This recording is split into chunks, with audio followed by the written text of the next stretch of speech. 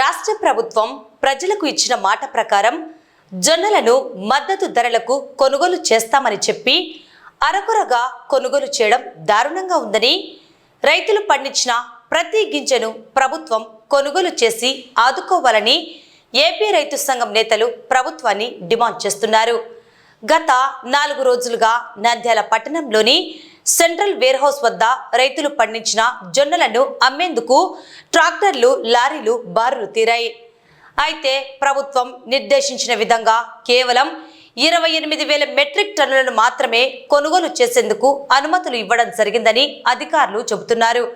రైతులు పండించిన జొన్నలను కొనుగోలు చేయాలని ఏపీ రైతు సంఘం నాయకులు జిల్లా కలెక్టర్ను, జాయింట్ కలెక్టర్ను కోరుతున్నారు. ఈ మేరకు స్థానిక జిల్లా కలెక్టర్ కార్యాలయం వద్ద రైతులు తమ ఆవేదనను వెలిబుచ్చారు. మాది పెసరవాయి గ్రామము. నా పేరు కె రామపుల్లారెడ్డి. మా నాన్నకు ఇద్దరు కలిసి 10 ఎకరాలు జొన్న పంట వేసినాము. ఇంతవరకు నాది ఒక్క టిక్కి కూడా బయటికి పోలే, ఉండేటివి ఇంట్లోనే ఉన్నాయి. ఒకటి సీరియల్ అని పెట్టినారు. ఆ సీరియల్ ప్రకారం మెయింటైన్ చేయకుండా అస్తవ్యస్తంగా ఎట్లా వీలైతే వాళ్ళు అధికారుల బలం ఉన్నోళ్ళు, లేకుంటే రాజకీయ పెత్తనం ఉన్నోళ్ళు వీళ్ళు అమ్ముకున్నారు. కానీ మేము కనీసం అంటే ఎక్కడ పోకుండా నిస్సహాయంగా సొంత కష్టం చేసుకుంటే మా బతుకులలో ఇంకా ఏమి అమ్ముకోలేని పరిస్థితులు దరిద్రంగా తయారైపోయినాయి. ఇట్లయితే కింద మేము వ్యవసాయం కూడా చేయలేము. చాలా సంవత్సరాలు ఆ స్థాయికి దిగజారింది రైతు పరిస్థితి. ఆర్థికంగా మాత్రం చాలా చిన్నాభిన్నం అయిపోతున్నాం. రైతులం మాత్రం ఖర్చులు విపరీతంగా పెరిగిపోయినాయి.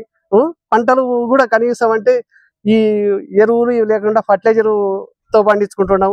ఫర్టిలైజర్ ఖర్చులు విపరీతంగా పెరిగిపోయినాయి. పంటలు పండడం లేదు. ఈ రోజు 10 మూటలు, ఒక జొన్నలకే 10 మూటలు వేస్తున్నాము. 20-25 మూటలు రావడం కష్టమైపోయింది. పంట తగ్గుతుంది, పెట్టుబడి పెరుగుతుంది. దీన్ని గుర్తుంచుకొని ప్రభుత్వ అధికారులు కానీ,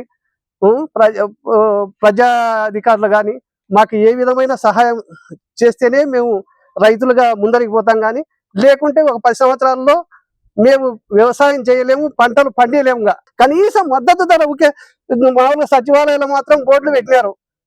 ఏ పంట కొంటున్నారు, మరి ఏ పంట కొనలే.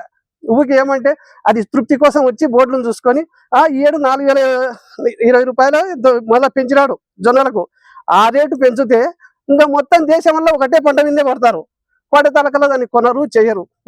ఊకే మద్దతు ధరలు ఊకే పాంప్లెట్లో పెంచుకొని పోతే మేము వ్యవసాయం దానిని చూసి చేయాలన్నా? ఏదో ఇన్నాళ్ళు అంటుండ్రి ఉడుముకు తేనె చూపితే గోడకు పైకి పోతుండేదంట. అట్లా మాకు ఊకే ఆశ చూపుతుండారు కానీ కొన్నితలే లేరే. మా పరిస్థితి అంత అధ్వానంగా ఉంది. రైతును కనీసం ఆదుకోకపోతే రైతు అనేవాడే ఉండడు. కనీసం విసంధి రాజ్యం వచ్చిందడు ప్రపంచం వల్ల. ఇప్పుడు పాలు అంటున్నారు, పాలు 40% 50% కలిసి అంటున్నారు. పాలు పెట్టుకుంటే కనీసం అంటే ఒక బర్రెని పెట్టుకుంటే రోజుకు 200 ఖర్చు వస్తే 200 కనీసం ఆ బర్రె నుంచి తీసుకోకపోతే వ్యవసాయం పాల దిగుబడి ఎట్లా తీసుకొచ్చారు? ఆ విధంగా తయారైంది వ్యవసాయం కూడా. మా మీద దయ ఉంచి జొన్నలు కొనుగోలు చేయాలని ప్రభుత్వాన్ని ఆశిస్తున్నాం. మాది గడివేల మండలం, పెసరవాయి గ్రామం. మా ఊర్లో అత్యధికంగా జొన్న పంట వేసాము. పంట కూడా అలాగే ఎకరాకు 30 బస్తాలు పండింది. కానీ ఈరోజు కొనుగోలు అమ్మడానికి అని చెప్పేసి వచ్చాము. వచ్చేసరికి ఇక్కడ టార్గెట్ అయిపోయింది అని చెప్పారు. మేము గవర్నమెంట్ వారిని, ప్రభుత్వాన్ని కోరడం ఏమంటే మాకు టార్గెట్ పెంచి మా 10 గింజ కొనాలని చెప్పి మేము ప్రభుత్వాన్ని కోరుతున్నాము. నంద్యాల జిల్లాలో 54,000 ఎకరాల్లో జొన్న పంట సాగు చేశారు. ఈ మేము చెప్పేది కాదు, ప్రభుత్వం చెప్తున్నటువంటి లెక్కలు. ఈ లెక్కల ప్రకారం ఒక్కొక్క ఎకరాకు 25 నుంచి 30 క్వింటాల వరకు దిగుబడి వచ్చింది. కానీ అధికారులు చెప్పే లెక్కల ప్రకారం ఎకరాకు 20 క్వింటాలు లెక్కలేశారు. ఆ ప్రకారం ప్రతి రైతుకు ఎకరాకు 20 క్వింటాల లెక్క 5 ఎకరాల పండించినటువంటి జొన్నల్ని ప్రభుత్వం మద్దతు ధర కొనుగోలు చేస్తాం, అందుకు కొనుగోలు కేంద్రాలు పెడతామని చెప్పేసి ముందుగా ప్రకటన ఇచ్చారు. ఆ ప్రకటన నమ్మిన మేరకే అందరం రైతులందరూ కూడా ఎదురు చూస్తున్నాం. కానీ గత 3 రోజుల క్రితం నుండి రైతులందరూ కూడా జొన్నలు అమ్ముడుపోక ప్రభుత్వం జోక్యం చేసుకుపోవడంతో బాగా ఇబ్బంది పడుతున్నటువంటి పరిస్థితి. రోడ్ల వెంట వెహికల్స్ ఆపుకొని ఇబ్బంది పడుతున్నటువంటిది.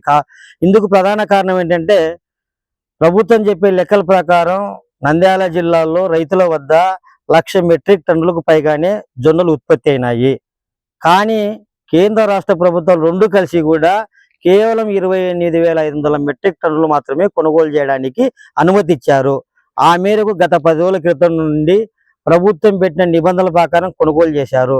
గత 3 రోజుల నుండి ఈ నిబంధనలు తుంగలో తొక్కి రాజకీయ ఒత్తిడిలు పెరిగి నిజంగా సీరియల్ ప్రకారం కాకుండా సీరియల్ తప్పించి కొనుగోలు ప్రారంభించారు.